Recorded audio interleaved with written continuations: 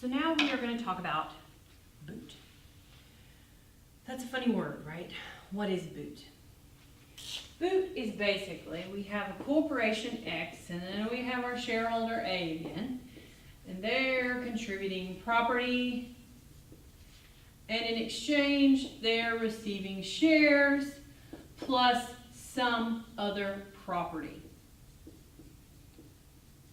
So if you will remember Code Section 351A, let's look back at it, okay?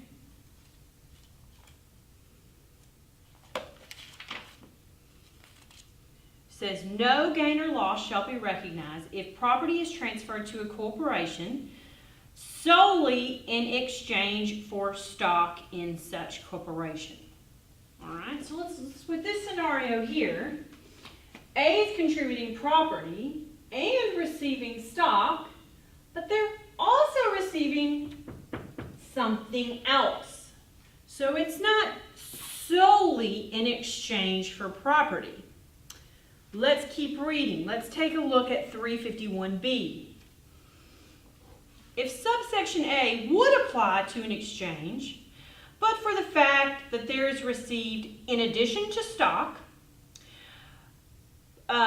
other property or money, then the recipient shall recognize gain, but not in excess of the amount of money received plus the fair market value of such other property. So what this means is, when the shareholder receives boot, boot being any property other than shares, the shareholder must recognize gain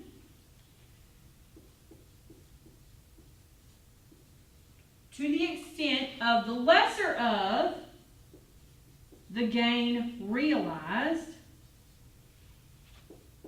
or the boot received. The boot received is basically the fair market value of the property.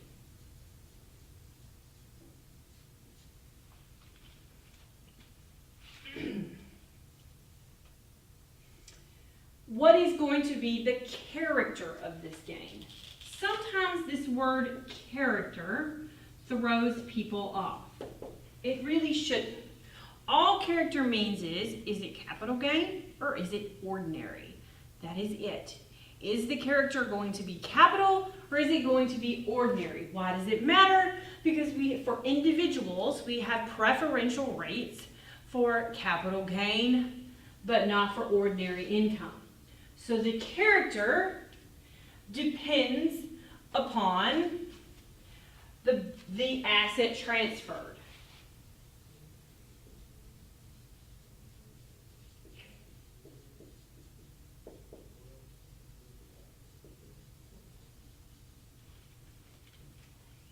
Okay, now why does the corporation care about boot? Now remember, the corp is going to have no gain recognition. Doesn't matter that the shareholder is recognizing gain, the corporation still does not. However, the corporation, if you will remember, the basis of the property, we're going to have a carryover basis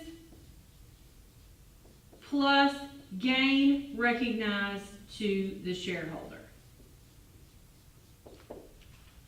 So if the shareholder recognizes any gain from the receipt of this boot, then this will adjust the basis of the property that the corporation is receiving. Now, what about the shareholder? Does the shareholder get a basis adjustment? If you look, this is under Code Section 358, which we were looking at earlier.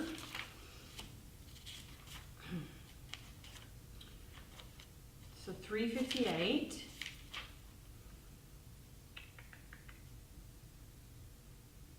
On page 682 of my book, says we have a transferred basis decreased by the fair market value of other property received by the taxpayer, i.e. boot, okay, increased by the amount recognized by the taxpayer on such exchange. So that means under 358, the shareholder's basis in shares, we're going to have the transfer basis minus the boot received plus the gain recognized by the shareholder.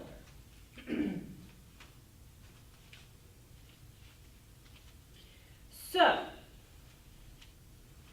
there is a very important revenue ruling in the book. It's Revenue Ruling 6855. In this revenue ruling,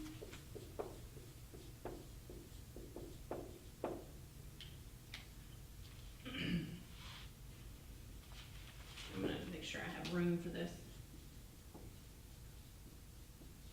And there's a great chart of this revenue ruling in the lecture material on page 10. So I encourage you to take a look at this.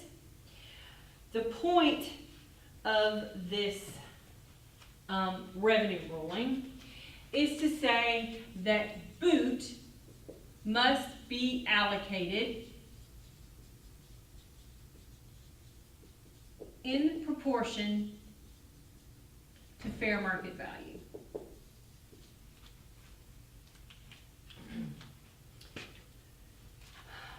So let's take a look at this revenue, the facts of this revenue ruling, which, like I said, is a very, very important revenue ruling. In this revenue ruling, we have a shareholder, and they are contributing multiple types of assets. They're contributing asset 1,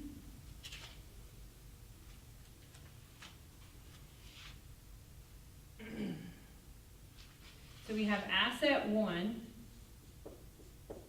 asset 2, and asset 3.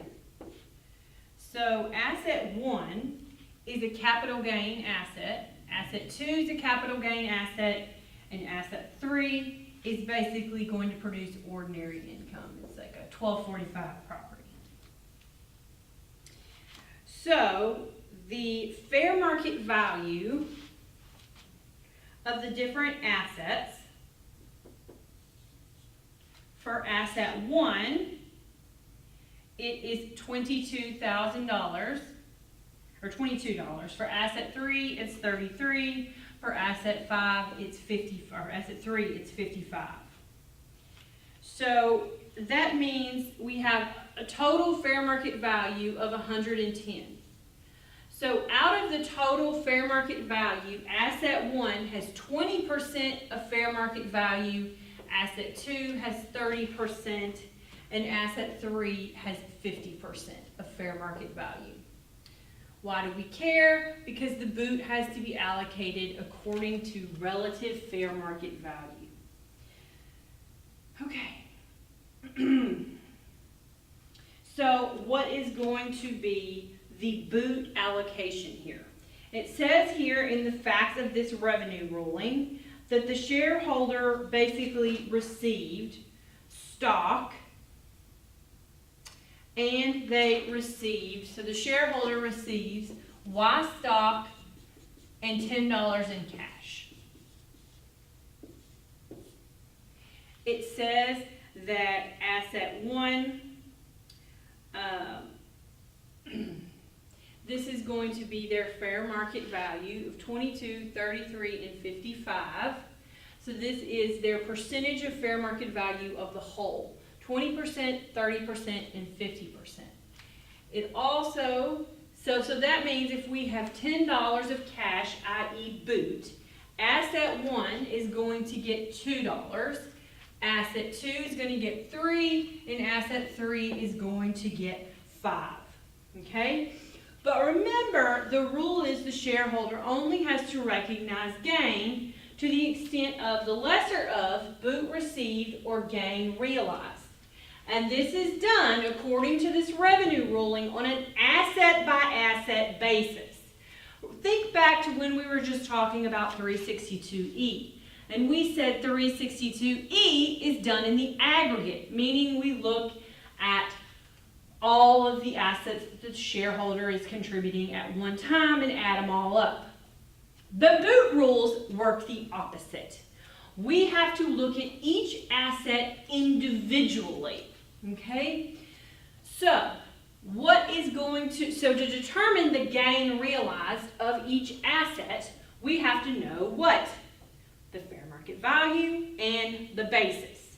The fair market value is here, 22, 33, and 55. It says in the facts that the basis for asset 1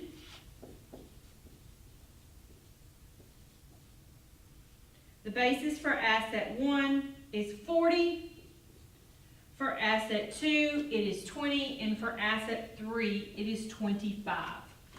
So what is going to be the gain realized? So for asset 1, we have a fair market value of 22 and a basis of 40, which means we have a loss of 18. For asset 2, we have a basis of 20 and a fair market value of 33, which means we have a gain of 13. For asset 3, we have a basis of 25 and a fair market value of 55, which means we have a gain of 30. So remember, we're only going to recognize gain under Code Section 351B to the extent of the lesser of the gain realized or the boot received. And this is done on an asset by asset basis. So for asset 1, how much gain are we going to recognize in this 351 transaction?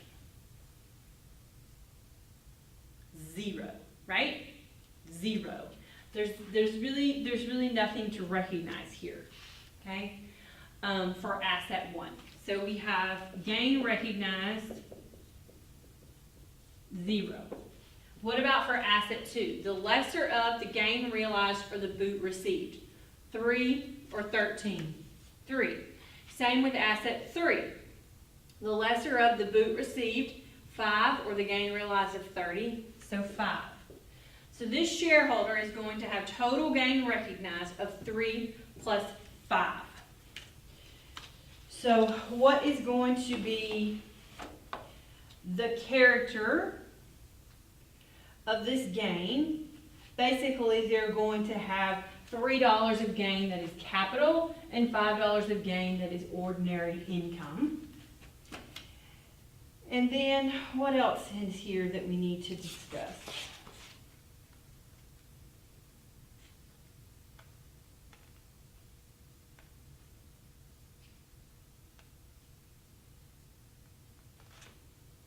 Okay. Now we need to talk about the basis. And then we will talk about the holding period with these same facts in revenue ruling, in this revenue ruling.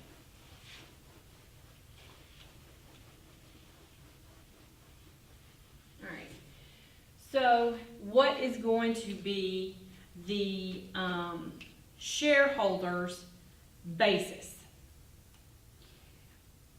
Sometimes this thing is a little bit confusing the way that it is done.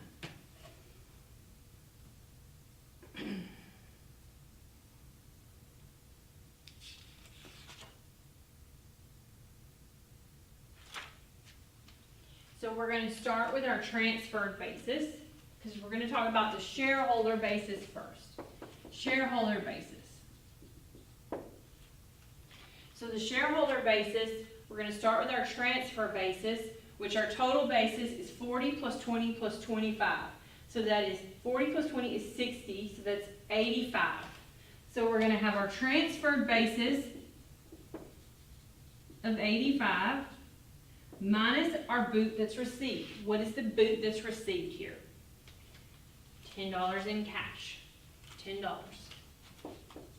plus the boot that is recognized. What's the boot that's recognized here? 3 plus 5, which is 8.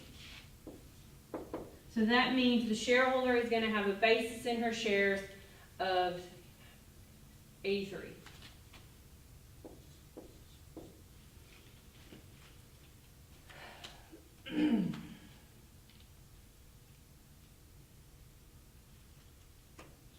So the next question is, what is going to be the holding period?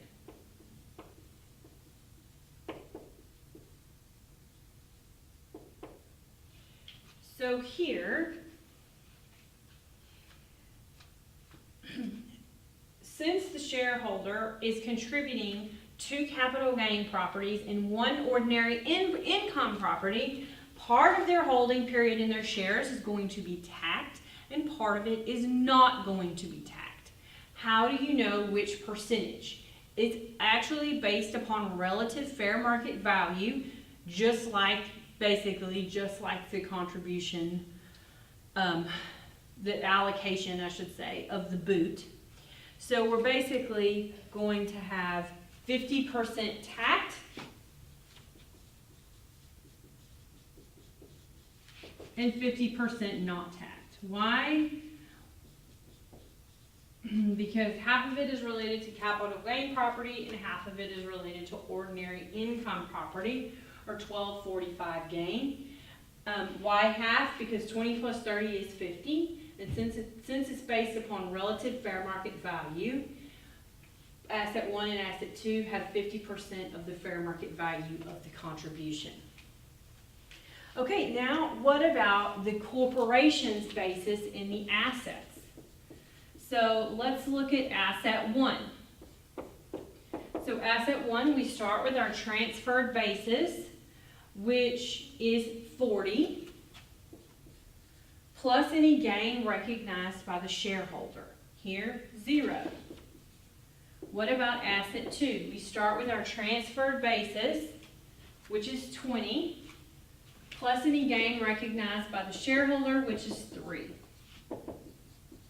And what about asset 3? Start with our transferred basis of 25, plus any gain recognized by the shareholder, to give a total basis of 30 for the corporation. Okay.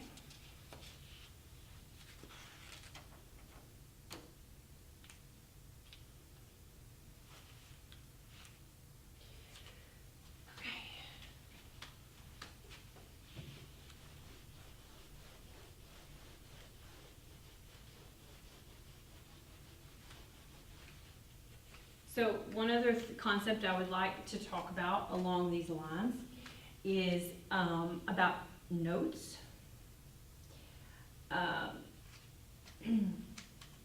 So if there is a note issued from the corporation, so we have a note from the corp. So the shareholder is receiving shares, but the shareholder is also receiving a note from the corporation. And this is on page 11 in your lecture materials. Basically, what we have to deal with is an interplay between the rules under Code Section 351 and 453. So a note is considered to be boot. It absolutely is boot if it's received from the corporation. The question is really a question of timing. Because the corporation is going to pay back the note to the shareholder over time. So does the shareholder have to recognize all of the income at once, or can they recognize it over time as they receive the payments from the corporation? In addition, when do we make the adjustments to the basis of the shares? So the rules, or I don't want to get into the intricacies of Code Section 453 because it actually can be pretty complicated. So I don't really, and you're not really going to be tested on that piece of it. Then the shareholder can defer recognition of gain until the court makes payments. These are the rules. And the shareholder gets an immediate basis adjustment. However, the corporation must defer their basis adjustment to the properties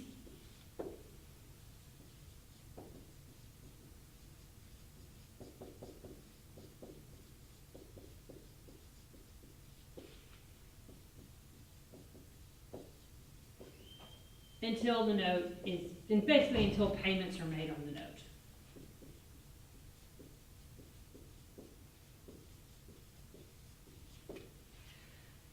So when a shareholder is receiving a note, these are the rules. The shareholder does get to defer the recognition of gain, but gets an immediate adjustment in basis, so very shareholder friendly.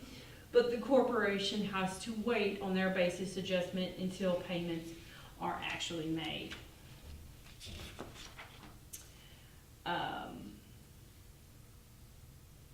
Yep. Okay, so let's do a problem. This is problem on page 79 of the book, and actually I'm going to pause and come back and we'll do this problem.